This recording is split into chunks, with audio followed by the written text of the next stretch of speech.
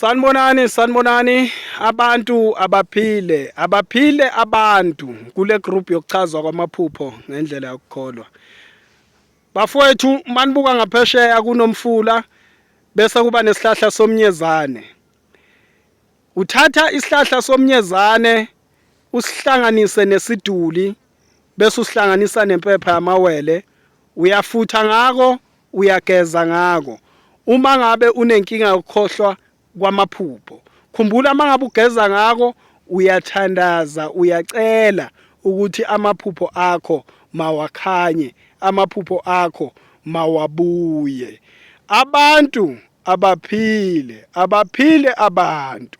Khumbulani bantwana basekhaya, unyaka ka2024 lo la khona kumele abantu baphile. Abaphile abantu.